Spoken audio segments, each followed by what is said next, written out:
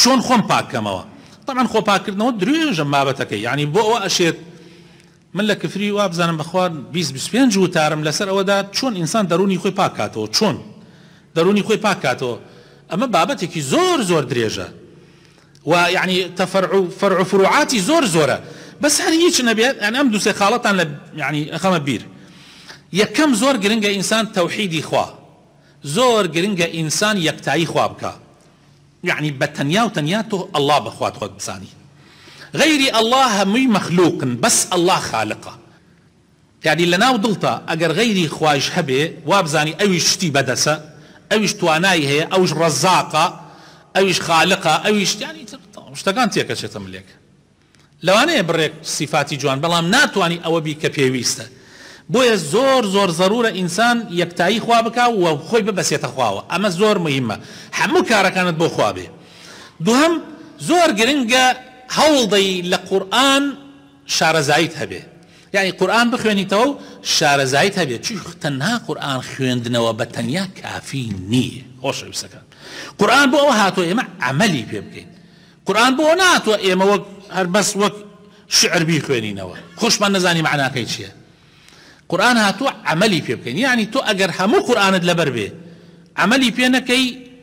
بۆ تەزکیەی نەفس سوودی نییە. جا زۆر گرنگە ئێمە قورئان خۆمانی پێوە ببەسین و هەوڵدەین شارەزاییمان هەبێ و ئەیشتوانن. من ئەڵێم لەم پەڕ مزگەوتەکەەوە حتا دێتەوە و بەشی ئافرەتانیش لەو پەڕێەوە حتا ئەم پەڕ هەمووتان ئەتوانن. یعنی بۆ ئینسان ناتوانێت خۆی بەسێتە قورئانەوە، بۆ ئینسان ناتوانێت خۆی بەسێتە قورئانە. بەڵێ ئەتوانی خۆت بەستە قورئانەوە. ئەمڕۆ وەسائلی ئەمڕۆ زۆر زۆرە کە تۆ ئەتوانی عەلە لەقەل لە ڕۆژێکە هەندێ ئاەتی قورئان گوێی لێ بگری و تەفسیرەکەشی گوێی لێ بگری. ئەتوانی. وەڵڵا من بیرم دێ پیاوێکی ئەختیار هەبوو لەم لە ئەسڵا خەڵکی کفری بوو، پاشان لەم سموودە هەموو ڕۆژێکە هات بۆ مزگەوت کە ئەو کاتەوە ئێستا وەسائل نەبوو، هەر هیچ نەبێ لەبەرەوەی هەر حەزێ کرد هیچ نەبێ لەگەڵ قورئانە هەیبێ. هەموو ڕۆژێ ئەهات خوێنواری نەبوو، قورئانەکەی پەڕە هەڵەدایەوە و پەنجە ئێناوە سەر ئاەتە خەت ئاەتەکان و ئەگەیە شوێنێک کە ئیتر بە پێشەوە ئەوەستا ئەگەیە شوێنێ و هینەکەی ئەو پەتەی کە لە ناوڕاستی قورئانی خستە و شوێنە و بەیانی هەمە هاتەوە لەو شوێنە دەستی پێ کرد. یعنی بۆ ئەوەی خوایە من ئەوەتە هەوڵ ئەدەم، بەڵام ئیتر لا حول ولا قوة إلا بالله خوێنەواریم نییە. بەس ئەمڕۆ ئەوەیشی ناوێ. ئەمڕۆ تۆ ئەتوانیت لە مۆبایلەکەتە هەندێک خەزن بکەیت و گوێی لێ بگری. زۆر زۆرورە زکرکردن، زۆر زەرورە تۆ دائیم دەمت بە زکر بێ. براینە پیاوە ئەختیارەکانی جاران ئەیانت بینی خواتە کەوتۆ بیر. والله لە سیارەیەکە سەرەکەوتی لە بۆ نمونە لە کۆستەرێکە سەرەکەوتی هەر لە بین چارەکێ جارێ دەدەقە جارێ سەیرەکەی ئەو مامە حاجیە زکرێکی قستە بیرت لێک ناکەوێت لا حول ولا قوة إلا بالله ڕائچەڵەکەی ذكر دەکەوتە بێت تۆزێکی تر ئەیوت لا إله إلا الله ئەکەوت ئەختیارەکان ما شەرمەکەن زکرکەن شەرمەکەن زکرکەن. يعني ئەو ئەختیارانەی جاران نازانم کوان چیان بەسەر هات بۆ ئێستا بەدیلیان نییە. زۆر ضرورە ئینسان ذکری خوا زۆر ضرورە معناکەشی بزانی، بڵێ سبحان الله معناکەی بزانی، بڵێ لا إله إلا الله معناکەی بزانی، بڵێ لا حول ولا قوة إلا بالله معناکەی بزانی. و قورسیش نییە شەش حەوت ذکرە کاکە ڕۆمە لای مامۆسایەک لای قورئان خوێنێک لای پیاوێک ئەڵێ مامۆسا گیانزە ئەحمەد نەوێ پێم بڵێ معنای چییە. التزامکردن بە نوێژەکانەوە یعنی زۆر گرنگە ئینسانی مسلمان التزامکردن بە نوێژەکانەوە لە کاتی خۆیان. خوای تعالی ئەفەرمێ قد أفلح من تزكى وذكر اسم ربه فصلى. دائم ذكری خوا و نوێژ ذكری خوا و نوێژ ئەمانە ئینسان پاکە کاتەوە. ڕۆژێکیان پێغەمبەر صلی الله عليه وسلم بە مسلمان ئەوتی ئەگەر ئێوە ئاوێک ڕووبارێک بە بەردەم ماڵتانە بڕوا هەموو ڕۆژێ تۆ 5 جار خۆت لەو ئاوە یعنی بشۆی ئایا هیچ چڵک بەگیان تۆ ئەمێنێ؟ فەرمووی نەوەڵڵا. دەی فەرمووی نوێژەکان ئاوایە تۆ ڕۆژی 5 جار نوێژ بکەی ئەزانی چەند گرنگە ئەگەر وە دڵۆ نوێژکەی ئەگەر بۆ خوا نوێژکەی ئەگەر لێ ببڕێ لە نوێژەکانتە هەر ئەتگۆڕێ. من ئەبینم خەڵکێک نوێژەکا و دزی ئەکا خەڵکێک نوێژەکا و غەش ئەکا خەڵکێک نوێژەکا و چی ئەکا خەڵکێک نوێژەکا ئەوە نەها لەسەر دڵی یا ئەوەیە ئەو نوێژە نوێژ نییە یان نازانم چۆنە مەسەلەکان ئیلا ئەبێ شتێکە بێ نازانم چونکە ئین الصلاة تنهى عن الچی شتان لەبەرتانە ئین الصلاة تنهى عن الچی تنهى عن الفحشاء والمنكر آياتي قرآن يعني نوێژ لە خراپە و خراپەکاری دوور دەکاتەوە ئایا نوێژەکەی من و تو خراپە و خراپەکاری دوورمان نەخاتەوە يعني پرسیارە يعني ئایا ئەخلاقە خراپانە و لەو لاشەوە نازانم چەنی بە چەنە سەیرم دێ نازانم خێرکردن و سەدەقەکردن خوای تعالی لە قورئانە بە پێغەمبەرە فەرمێ صلی الله عليه وسلم خذ من أموالهم صدقة تطهرهم وتزكيهم بها براين أو صدقة كأيكين أو دينارة كأيخيت ناو عدي صندوقي مزقوتو كأيخيت دسي فقيرك والله براين أو باك تكاتوا مالكتش باك كاتوا وتزكيهم بها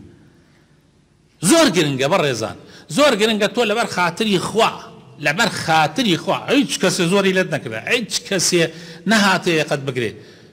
تو شوينك بيني شويني خير بشي خوتي تيخي چەند گرنگە بەڕێزان چەند گرنگە ئەو ئەبێتە مای ئەوەی کەوا نەخۆشیت لەسەر لاچێ ئەبێتە مای ئەوەی کە خوا ڕەحمت پێ بکە ئەبێتە مای ئەوەی کەوا بەڵات لەسەر لاچێ بۆیە خێرکردن زۆر گرنگە و زۆر تەئسیریشەکە دڵپاکردنەوە خۆشەویستەکانم ڕۆژانە کاتێ تو ئەخەوی زۆر پێویستە زەکرەکان بخوێنی و سەر بنیتە سەرسەرین بڵێ یا ڕەبی خوایە هەر کەسێ ئەمڕۆ شتێکی بۆ من و غیبەتێکی بیکردووە تەعدایەکی لێم کردووە شتێکی و تۆ یا ڕەبی خوایە لەبەر خاتری تۆ من گردن یازاکەم ها کابرایەک پێغەمبەری خوا صلی الله عليه وسلم ئەمە زۆر گرنگە حەزەکەم والله توخوا بە هەر ئەمە تەطبیقکەین یعنی ئەم هەفتە هەر ئەمە تەطبیقکەین بزان تەزکیە دروستە بێ و مانیا دروست نابێ پێغەمبەری خوا صلی الله عليه وسلم ناو سەحابەکانە دانیشتو فەرمووی ئێستا یەکێ دێتە ژوورەوە ئەهلی باشت ئێستا من بەیەوە بڵێم براین یەکێک ئێستا لەو دەرگاوە دێتە ژوورەوە ئەهلی باشتە الصحابة هم يا تماشا كان تماشا كان نا أبو بكر ونا عمر ونا عثمان وطبعا وأنا أهلي بهاشت إن شاء الله مباشر بالجنة بس أنا بياوي لا بيا وكان كوا ديار نية لنا وصحابة كانوا وكس زور ناي ناسي دز نجي كردود على كان يخصوت بالي وهاتنا ومزقود يا سبحان الله أما أهلي باش أصلا نا وكي كس ناي ثاني يسش لحد سغير ناي منو تراوه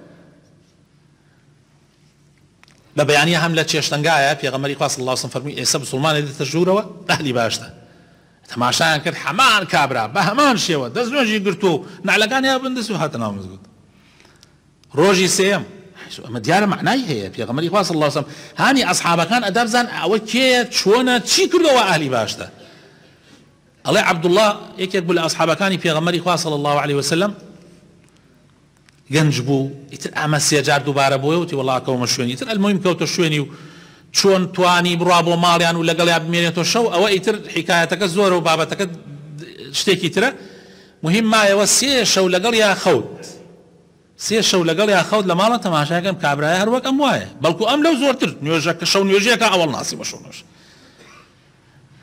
بڕیارە دا مەسەن پارشێ و بکا و قرارە دا بەیانی بە ڕۆژوو بێ ئەم ئەو هیچ ڕۆژی سونەتیش نییە و شەو نوێژیشی نییە و بەڵام ئیتر بۆ نوێژە فەرزەکان و مەزبوطی دەست نوێژە فەرزەکان ئیتر پێوتی کاکە وەڵای ڕاستیەکەی من هاتووم بۆیە بمێن وڵات بۆ ئەو مەوزوعە سێ ڕۆژ پێغەمبەری خوا صلی الله علیه و سلم ئاوای فەرموو بەس پێم بڵێ تۆ چی ئەکەی وا تۆ بوویتە ئەهلی باشت ئاخر بۆ چۆن کە کەس ناناسێ کەسێکی دیاریکراون نیت یعنی لە ئەسحابە زۆر ناسراوەکان وتی وەڵڵاهی من هیچ فێڵت لێ ناکەم هەر ئەمە مو ئەمبینی ئەمەم وا ئەمبینی ئیترامیش هاتەوە یعنی عەبدوڵڵاه ویستی بڕوا و چووکە هیچ نەم بەس وتی یەک دەقە بۆ سێک تۆس فەرمووی بەس من یەک شتێک هەیە یعنی لەوانەیە ئەوە بێت یعنی یەک شتێک هەیە ئەویش ئەوەیە من کە ئەخەوم شەوان گردنی مسلمانان هەمووی ئازاکەم دڵی خۆم پاکەکەم ئەڵێ ئەوەی حەقی ها لەسەر من خوا یارمەتیم دەکە بتوانم جێبەجێکەم ئەوەیشی من حەقما لەسەری گردنی ئازابی